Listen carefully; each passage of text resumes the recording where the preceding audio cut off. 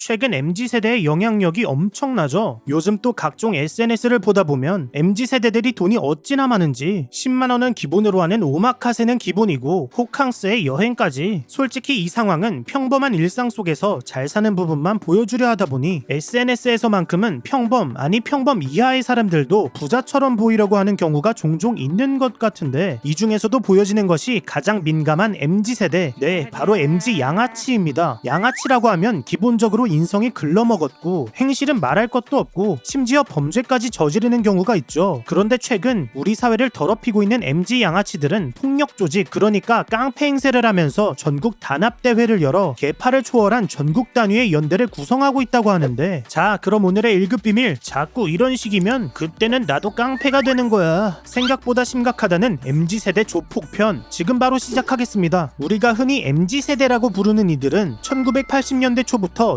2000년대 초에 출생한 밀레니얼 세대와 1990년대 중반부터 2000년대 초반 출생한 Z세대를 통칭하는 말입니다. 이들의 특징이라고 하면 여러분들도 잘 아시다시피 핸드폰, 컴퓨터와 같은 디지털 환경에 익숙하고 최신 트렌드에 민감하고 또 남들이 하지 않은 길을 걸어가는 아주 특별한 특징을 가지고 있죠. 결국 앞에서도 언급되었듯이 남다른 개성과 뭔가 있어 보이고 멋있어 보이는 것에 관심을 가지고 있는 경우가 많은 것 같습니다. 그리고 이 특징은 MZ세대 중에서도 보여지는 것에 포커스가 맞춰있는 이들의 SNS에서 확연하게 드러났는데요. 나 이번에 바프 찍었는데 어떤? 요즘 뽀샤폰 미츠 따이? 일단 빨리 게시물 올리고 엽떡에 허니콤보 먹는 거 스토리 올려야지. 엽떡에 허니콤보? 기도 안 찬다. 난 저번 주에 오마카세 다녀왔는데 레알 먹을만함. 그리고 무엇보다 SNS 화력이 나빼드. 야야, 시대가 어느 시대인데 바프에 오마카세냐. 야 골프나 치러 가자. 요즘 필드에서 사진 찍는 거 유행이던데 이건 못 참지. 아니 제발 그만해. 이런 거짓 인생 언제까지 살 건데. 진짜 잘 사는 사람들은 이런 거 안 올린다니까. 뭐 이렇게 SNS에 자신의 사치를 공유하면서 자신을 과시하고 관심을 받는 수단으로 작용하고 있는 거죠. 결국 SNS에는 사람들이 잘 살아 보이는 모습만 노출되고 있고 심지어 평범했던 사람들조차 이들의 SNS를 보면서 평균에 대한 기준치가 높아지고 또 자신이 벌어들이는 수입에 비해 과도한 지출을 이어가면서 사치스러운 소비 패턴을 습득하는 경우가 생기고 있습니다. 물론 이 중에는 SNS를 통해 자신의 소중한 경험을 저장 혹은 기록하는 수단으로 사용하고 있는 MZ세대들도 있지만, 여기 보여지는 것에 죽고 산다는 이들이 존재하기도 하죠. 바로 MZ 양아치. 일단 우리가 흔히 양아치라고 하면 떠오르는 이미지 자체가 좋지 않습니다. 지들은 자기가 멋있어 보이고 간지가 난다고 생각하는 경우가 많은 것 같은데, 다른 사람들이 보기엔 전혀 그렇지 않은 형광바지에 딱 달라붙는 쫄티의 슬리퍼 그리고 클러치백까지 그냥 딱 보면 이 사람이 일진 양아치이구나 싶은 생각이 들기도 하죠. 하지만 이런 길거리 양아치들은 아무것도 아니었구나 라는 생각이 들게 하는 이들이 있거든요. 네, 다름 아닌 MZ 조폭입니다. 깡패라고도 불리는 조폭은 여러분들도 잘 아시다시피 조직을 이루어 폭력으로 불법 행위를 저지르는 무리를 말하는데요. 이들이 벌인 만행으로 알려진 가장 대표적인 사례는 지난 2020년 10월 서울 용산구의 그랜드 하얏트 호텔에서 찾아볼 수 있었죠. 당시 호텔 로비에는 20대에서 30대로 추정되는 건장한 남성들이 차렷 자세로 줄지어 서 있었습니다. 그리고 얼마 지나지 않아 한 남성이 로비로 들어왔고 대기하고 있던 남성들은 쏜살같이 달려가 90도로 인사를 했죠. 이후에는 무리 중에서 좀 높아 보이는 사람이 호텔 데스크에 다가가 언성을 높이기 시작하거든요. 이때 자신의 힘을 과시하는 듯이 데스크 위에 놓여있던 전등을 내리치면서 직원들을 위협하기도 했는데, 이들이 이런 만행을 저지른 이유는 당시 하얏트 호텔을 인수했던 KH그룹 배상윤 회장 사모펀드에 수십억 원을 투자했다가 손실을 봤으니 다시 돈을 내놓으라는 것이었습니다. 물론 배상윤이라는 사람이 과거 깡패 출신이라는 이야기가 있기도 하고 현재는 검찰 수사를 피해 해외로 도피하고 있어 패거리들과 또이또이한 인물이긴 하지만 갑자기 투자금을 내놓아라? 이게 뭔 말도 안 되는 상황인가 싶은 생각이 드는 것 같습니다. 그리고 여기서 더 어이없는 것은 행패를 부린 남성들은 뻔뻔하게 3박 4일 동안 호텔에서 머물렀다는 것이었죠. 이들은 호텔에 머무르는 기간 동안 호텔 식당에서 공연하는 밴드와 손님들에게 욕설을 하면서 공연을 강제로 중단시키고 온몸에 문신을 드러낸 채 단체로 사우나를 이용하면서 위화감을 조성하고 호텔 안 곳곳을 활보하면서 영업을 방해하기까지 했다고 하거든요. 결국 이 사건으로 인해 호텔 안에서 행패를 부렸던 9명이 구속 기소되었고 30명이 불구속 기소되었다고 합니다. 이후 밝혀진 이들의 정체는 바로 순호아파. 여기서 말씀드린 순호아파는 1980년대 전라남도 목포에서 결성된 폭력 조직으로 현재 국내 10대 폭력 조직에 속한 깡패들이라고 합니다. 이 명칭의 어원은 흉기로 수놓아버리자 라는 뜻으로 이름 자체부터가 불순하죠. 이들은 이들은 지난 2000년대부터 본격적으로 서울의 상경에 세력을 확장했다고 하는데 대부분 나이트, 유흥업소, 주택 등을 철거하는 데 투입되면서 불법적으로 자본을 모아온 결과 2023년 기준 순화파의 조직원들은 120명으로 구성되어 있다고 하거든요. 그런데 우리가 느와르 장르의 영화를 보다 보면 뭔가 깡패들은 의리가 있을 것 같고 또 형님 하면서 충성을 맹세하는 모습을 떠올리기도 하지만 최근 문제가 되고 있는 MZ세대의 조폭들의 경우에는 스크린으로 마주한 영화상의 깡패와 상당히 큰 괴리가 있다고 합니다. 일단 조폭들의 경우에는 위화감이 조성될 수 있는 문신을 하는 경우가 많죠. 일각에서는 이를 주로 학교에서 사회에서 자신을 인정해주지 않고 무시하는 경향이 있다 보니 사람들에게 겁을 줄 수 있는 문신을 통해 나를 좀 무서워해달라 라는 하나의 표시로 해석되고 있습니다. 이에 전문가들은 상당수의 조폭들이 심약하고 겁이 많은 사람도 있고 심지어 그들이 중시하는 의리는 무슨 시샘하고 질투하는 깡패들이 많다고 하죠. 결국 이러한 영향은 2023년 현재 이전의 조직폭력배들의 형태하고는 많이 다른 모습을 보여주고 있다고 하는데요. 과거 폭력 조직들은 상대 조직과 패싸움을 벌려서 주도권을 두고 경쟁을 한다거나 여기는 내 밥그릇 저기는 네 밥그릇 같은 느낌으로 구역을 나누어 관리하거나 한 조직 내에서만 엄격한 상하관계 하에서 활동을 이어왔었지만 아니 이게 어떻게 된 일이야. 최근 MZ세대 조폭들의 경우에는 이른바 전국 단합대회라는 모임을 가진다고 하네. 실제로 최근 검찰이 공개한 자료에 따르면 SNS 활동이 활발한 MZ세대 깡패들은 계파를 초월해서 전국 단위로 연대를 하고 있는 사진을 게시했다고 합니다. 여기에는 국제 마피아파, 대신동파, 한실파, 골보파, 남양주파, 텍사스파, 상계파, 순화파 등 전국에서 활동하고 있는 폭력 조직의 허리 역할인 MZ세대 조직원들이 모여있는 것을 확인할 수 있었죠. 메이, 불철주야 고생하시는 전국 각지에서 모인 우리 형님 동생들, 이제는 우리의 시대가 오고 있습니다.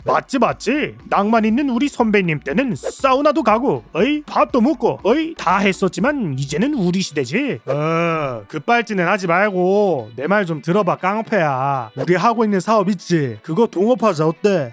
너 생각보다 진지하네. 티야? 내 밥그릇을 뺏어 먹으려고 하네. 어떻게 전쟁 한번 해? 라고 할 뻔. 어우 좋아, 동업 좋지. 영차. 이렇게 과거 조폭들이 활동하는 것처럼 서로가 경쟁하게 된다면 좋은 그림이 안 그려진다. 조직끼리 도와야 우리가 먹고 살 수 있는 길을 찾을 수 있다 라는 것을 주장하면서 일반 시민들이 돌아다니는 거리에서부터 넓게는 자본시장까지 깊숙이 진출해 있다고 합니다. 먼저 MZ 깡패들이 최근 저지르고 있는 범죄 유형 비율을 살펴보게 되면 2022년 기준 협박, 집단폭행, 보호비 갈취, 업무방해 등을 포함하고 있는 이른바 서민 생활침해 범죄가 50.8%로 1위를 차지했고 2위는 35.1%를 차지하고 있는 기업형, 지능형 범죄였습니다. 이들은 오피스텔 같은 생활시설을 범죄 장소로 만들어 SNS를 통해 성매매를 알선하고 첨단 시스템을 갖춘 홀덤펍을 합법적으로 운영하는 것처럼 위장한 뒤 현금이 오가는 카지노 형식의 불법 도박장을 운영하고 있었죠. 그리고 나머지 기타 범죄 유형의 경우로는 사람들을 모아 동시에 매수 혹은 매도를 유도하는 가상화폐 펌핑방, 투자자의 심리를 이용해 일정한 수익률을 보장해준다면서 수익을 받고 가짜 정보를 제공하는 주식 리딩방 사기, 스포츠, 사다리, 바카라, 홀짝 등을 운영하는 불법 도박 사이트뿐만이 아닌 보이스피싱, 대포차, 대포통장 등 날이 가면 갈수록 기업화되고 지능화된 범죄의 영역을 확대하고 있는 상황이죠. 만약 이 문제들이 해결되지 않는다면 사회를 혼란스럽게 만들고 있는 깡패들이 불법 자금을 앞세워 한 그룹의 회장이 될 수도 있는 세상이 올 것 같은데 이 상황은 우리나라 조폭들의 세대 교체가 이루어지면서 더 극심해지고 있습니다. 실제로 경찰청 국가수사본부에 따르면 2023년 1월부터 8월까지 조사된 조폭의 연령대에서 확연하게 MZ세대 깡패가 늘어났다는 것을 확인할 수 있었죠. 먼저 가장 많은 비중을 차지하고 있는 연령대는 30대로 27.9%로 확인되었고 그 다음으로 많은 연령대는 25.2%를 차지한 20대, 심지어 아직 성인이 되지 않은 나이대의 조폭이 4.7%로 30대 이하의 조폭이 무려 57.8%를 차지하고 있다고 하니까 우리는 지난 1990년 이후 범죄와의 전쟁을 경험한 바 있습니다. 물론 이때도 폭력 조직들이 계속 존재하기는 했지만 상당수의 폭력 조직이 와해되기도 했고 저지르는 범죄도 길거리로 나와 행패를 부리는 경우가 눈에 띄게 줄어들었었죠. 하지만 이 깡패들의 연줄이 얼마나 질긴지 어떻게 해서든 음지에서 꾸역꾸역 살아남아 이들만의 악습을 이어오고 있고 이제는 MZ세대를 앞세워 시대 흐름에 맞게 진화한 깡패의 미래를 그리고 있는 상황입니다. 결국 이 문제에 대해 그리고 이들이 벌이고 있는 범죄 행각에 대해 보다 엄중하고 강력한 대응이 필요해 보이는 시점인 것 같네요. 자, 그럼 하루빨리 무고한 시민들이 조폭들에게 피해를 입지 않는 그날이 오기를 바라면서 오늘의 1급 비밀 마치도록 하겠습니다. 있습니다. 다음에 또 다른 이야기를 담은 서류 1급 비밀 파일을 들고 다시 찾아오도록 하겠습니다. 감사합니다.